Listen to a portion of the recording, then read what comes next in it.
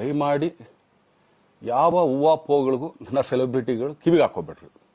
ಈಗ ಮೊನ್ನೆದು ಒಂದು ಇದಿತ್ತು, ಏನೋ ಯಾರೋ ನಿರ್ಮಾಪಕರು ಕೊಟ್ಬಿಟ್ರು, ಹಂಗೆ ಹಿಂಗೆ ಅದು ಇದು ಎಲ್ಲ. ಹೌದು, 101%. ಯಾಕಂದರೆ ಸೂರಪ್ಪ ಬೊಬ್ಬ ಅವ್ರಿಗೆ ಆ್ಯಕ್ಚುಲಿ ವಾಪಸ್ ಕೊಟ್ಟಿದ್ದೆ. ಏನಕ್ಕೆ ಅಂತಂದರೆ, ಸೂರಪ್ಪ ಬೊಬ್ಬ ಅವ್ರು ಆ್ಯಕ್ಚುಲಿ ನಂತರ ಸಿನಿಮಾ ಮಾಡೋಕ್ಕೆ ಬಂದಾಗ ಅವ್ರದ್ದು ತುಂಬ ಕಮಿಟ್ಮೆಂಟ್ಸ್ ಏನೋ ಇತ್ತು ಪಾಪ. ಸೊ ಸಿನಿಮಾ ಆದರೆ ನನ್ನ ಕಮಿಟ್ಮೆಂಟ್ಸ್ ಎಲ್ಲ ಇದಾಗುತ್ತೆ ಅಂತ. ಯಾಕಂದರೆ ಇಂಡಸ್ಟ್ರಿಲಿ ನನಗೆ ಗೊತ್ತಿರೋರೊಬ್ಬರು ತುಂಬ ಪರಿಚಯ ಇರೋರು, ಅವ್ರನ್ನ ಕರ್ಕೊಂಬಂದು ಹಿಂಗಿದೆ ದರ್ಶನ ಮಾಡೋಣ, ಸರಿ ಅಣ್ಣ ಮಾಡ್ಕೊಡ್ತೀನಿ ಅಂತ. ಬಟ್ ಈಗ ಆ್ಯಕ್ಚುಲಿ ಈಗ ನಡೆದಿದ್ದು ನಿಮಗೂ ಗೊತ್ತು, ಯಾಕಂದರೆ ಟೈಮೆಲ್ಲ ವೇಸ್ಟ್ ಆಗೋಯ್ತು. ಈ ಟೈಮಲ್ಲಿ ಮತ್ತೆ ಅವ್ರ ದುಡ್ಡನ್ನ ಇಟ್ಕೊಡಿದ್ರೆ ಪಾಪ ಅವ್ರಿಗೆ ಇನ್ನೂ ಕಮಿಟ್ಮೆಂಟ್ ಜಾಸ್ತಿ ಆಗುತ್ತೆ. ಸೊ ಅದಕ್ಕೋಸ್ಕರ ಸರ್ ನಿಮ್ಮ ಕಮಿಟ್ಮೆಂಟ್ ತೀರಿಸ್ಕೊಳ್ಳಿ. ಸೊ ಮುಂದಕ್ಕೆ ಒಂದು ಒಳ್ಳೆ ಸಬ್ಜೆಕ್ಟ್ ಸಿಗ್ದಾಗ ಖಂಡಿತ ಮಾಡೋಣ ಅಂತ ಅಷ್ಟೇ. ಆಮೇಲೆ ನಾನು ಪ್ರೇಮ್ ಖಂಡಿತ ಸಿನಿಮಾ ಮಾಡೇ ಮಾಡ್ತೀವಿ. ಯಾಕಂದರೆ ಅದು ನಮ್ಮ ಗುರುಗಳು, ಹಾಗೇನೆ ನನ್ನ ಪ್ರೀತಿಯ ಸ್ನೇಹಿತೆ, ಅದು ರಕ್ಷಿತನ ಆಸೆ ಅದು. ಸೊ ಇಲ್ಲ ಮಾಡೇ ಮಾಡೋಣ. ಸೊ ಬಟ್ ಒಂದೇನಂದರೆ KVN ಪ್ರೊಡಕ್ಷನ್ಸ್ ಅವರು ಪ್ರೊಡಕ್ಷನ್ ಮಾಡ್ತಾ ಇದ್ದಾರೆ.